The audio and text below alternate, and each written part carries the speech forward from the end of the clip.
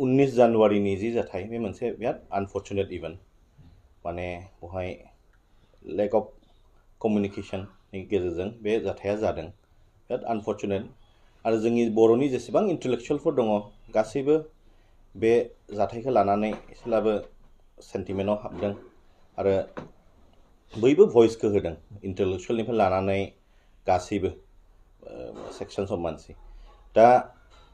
बे केसखौ लानानै साननो हागौ सोरबाया माने जाय सलायगिरि बिसोरनि दाय होननानै खिन्थु जों मिथिगौ जोंनि गणतन्त्रआवहाय माने लेजिस्लेटर एक्जिकिउटिभ आरो जुडिशियारिया सेपारेट एन्टिटिस बेखौ वाटार टाइट कम्पार्टमेन्टआव राननाय होनाय जादों दा बेवहाय एक्जिकिउटिभआ जुडिशियारिनिफ्राय कमप्लिटलि डाइभर्स ल'खौ जेब्ला लेजिस्लेचरफ्रा पास खालामगोन बे आयेन जाना थायो आरो बिनि उनावहाय माखासे अफेन्सआ जुदि कगनिजिबोलला बे अन इट्स अन बे मसनाव फैयो दा बेखायनो सोरबा सालायगिरिफोरखौबो बेवहाय दायखौ होनो हाया दे आर इन'सेन्ट दा बे जाथाया मानो बिदि जादों होनबा जोंनि मोनसे कमिटि बानायदों भारत सरकारा 2014 आवहाय मोनसे कमिटि जाखा कमिटि होननाय बे कमिटिया बुंबाय जे most of the tribal people 60% lives in tribal माने शेड्युल ट्राइबफ्रा इन फरेस्ट एरियायाव थायो आन्डार 5th शेड्युल जेरै झारखन्डफ्राव दङ बिहाराव दङ आरो जोंनि 6th शेड्युल बायदियाव दा बुंनो थाङोब्ला फरेस्ट आयेन फैनायनि सिगां जाय ट्राइबल मानसिफोरमोन गासैबो उदांहैनो हाग्रा खाथि साखाथियावनो संसार जाबोदोंमोन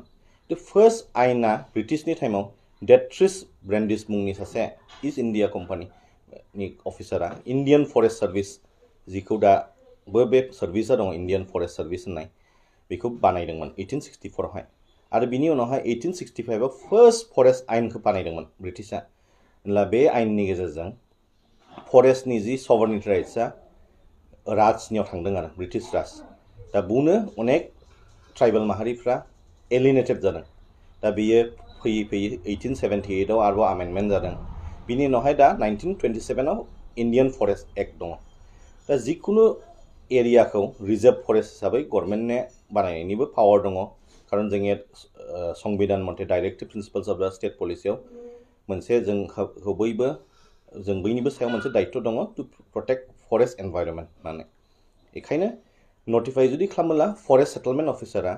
हियरिं लाग्रोयो इन्डियान फरेस्ट एक्ट मथे 1927 मथे आरो क्लेम्स एन्ड अबजेक्शन इफ एनी बेखौ नाजावग्रोनांगौ आरो माने कनसेप्ट अफ माने राइट अफ फेयार हियरिं जिखौ अडि अल्ट्रा पाल्ट्राम होनना बुङो जुरिसप्रुडेन्सआव बिनि मथे थाङो दा बे मोनथाम फरेस्ट आयेन पास जानायनि उनावथ' नुनो मोनबाय अनेक ट्राइबेलफ्रा माने गावसोरनि थानाय एनभाइरनमेन्टनिफ्राय एलिनेटेड जानायखौ बेखायनो बिखौ जि हिस्टरिक इनजास्टिस जादों बेखौ बुजिनानै भारत सरकारा 2006 आवहाय मोनसे फरेस्ट राइट एक्ट बानायबाय बिनि सिगां दंखायोमोन मोनसे कनजारभेशन फरेस्ट कनजारभेशन एक्ट 1980 बे समाव 1980 नि टाइमावबो बे टाइम लाइना 1980 मोन दा बिनि उनावहाय दा टाइम लाइना 2005 जाबाय दा टाइम लाइनाथ' मानसिनि एक्सिजेन्सिखौ नायनानै सोलायो जेरै 80 मोन दा 2005 जाबाय जेरै कलेजफोरनिबो मालाबा प्रभिन्सियलाइज डेटआ काट अफआ 2013 जायो मालाबा 2020 जायो जेब्ला मर एन्ड मर बे भेन्साराव थायो प्रभिन्सियलाइज खालामो बेबायदि आरो बेखौथ' मानसियासो बानायो नालाय दा फरेस्ट राइट्स एक्ट 2006 खौ पास खालामखांनायनि उनावहाय 2008 आव फरेस्ट रुल्स बानायदों बे लेखाखौ आङो दाखालिहाय मोजाङैनो फरायनो मोनदों जोंनि बेंटलनिनो लेक्सारार फारमल फंबायनिफ्राय बिथ'नानै फरायदों आङो दा बेवहाय नियम मथे एक्चुअलि जिथु दा बे एरिया अलरेडि टाइमलाइन GIS ट्रेकिंनि अर्डार मोनखाबाय DFOनि अफिसनिफ्राय दा बे हिसाबै बे प्रसेसा जाजेननांसिगौमोन दा खिन्थु दुखु नांथाव खोथाया बेनो जानो हागौ due to lack of sensitisation of government officials माने बिसोरबो यां माने डिपार्टमेन्टखौ सार्भ खालामो फैगोन साननानैसो मावफैयो जानो हागौ माने हायार आप अथरिटिफ्रा बिसोरखौ सेन्सिटाइज खालामाखै बेखायनो बे डेमलिशनखौ खालामबाय आरो बे गावनि जि जाजमेन्टआव नुनाय लोगो लोगो गाव उइदाउट इनफर्मिं हिज सिनियर्स मावबाय खिन्थु बेवहाय जिकुनु डेमलिशना सासे पार्सनेल व्यक्तिनि विम्स आरो फेन्सिसजों खालामनो हाया बेखौ माने प्रपर SOP जों जानांगौ फार्स्ट खोथाया बेयो दा बुंनो एसे मिसआन्डारस्टेन्डिं जानानै एसे जाथाया जादों किन्तु खोथाया जाहैदों दालाइ लामाया मोनसे खोथा बुंदों बे बुहुमाव 6 बिलियन पिपल दङ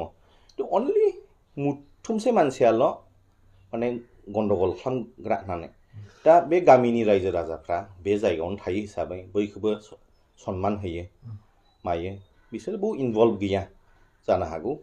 साम एक्सटार्नल फोर्सेस दा जाय गावबुराखौ हमदों बिखौ हमनाया जाहैबाय गावबुरा हिसाबै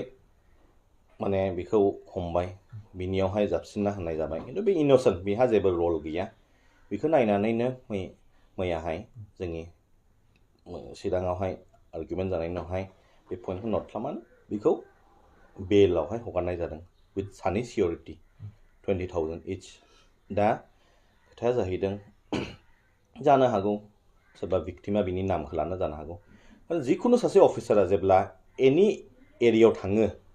बयखौबो गोसोआव थानाया असम्भव बे हिसाबै जाय मुखियाल मानसि दे आर द प्राइमारि कन्टेक्ट हिसाबै फर करस्पन्डेन्ट नामखौ रेन्डमलि बुंनो हागौ बे बेसिसावसो पुलिसा उइदाउट साबस्टेन्सियेल एभिडेन्स बेखौ हमनाय जादों दा बे मानसिया एथ' दिन इनकार्सिनेसनाव दंमोन 25 दिनसो जाबायमोन किन्तु बिहा जेबो रल गैयिखाय बेखौ हगारनाय जाबाय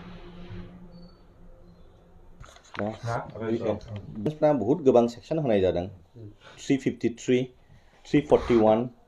माने 427 440 रेड विथ आरो बेजों लोगोसे 392 रबारि दाखाइथि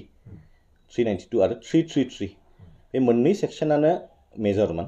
आरो बेजों लोगोसे रेड विथ माने section 3 of damage of property act होननाय दा बे मोननैनि बादै गासैबोथ' बेलेबल सेक्सनमोन किन्तु बे मोननैयावनो थाबथाना दंमोन मानो होनब्ला बे रबारियाबो बिने मोननै लिम दङ whoever commits robbery shall be punished with imprisonment of 10 years होननाय आरोबाव सेकेन्ड लिम्बा बिने होननाय दङ सोरबा जुदि सानसेट आरो सानराइजनि गेजेराव जुदि खालामदोंब्ला रबारि बेनि माबाया 14 years थारमाने लाइफ इमप्रिजनमेन्ट दा खोथाया जाहैबाय जेब्ला मा बिजिरना नायबाय बे साराउन्डिं सार्कामस्टेन्सेसआनो देखायखायो जे बे एक्चुअलिटियावहाय बे रबारि नंगौ नाङा खारन बेथ' मोनसे अल्टारकेसनसोमोन रबारिनिथ' रावनिबो इन्टेनसन गैया बेवहाय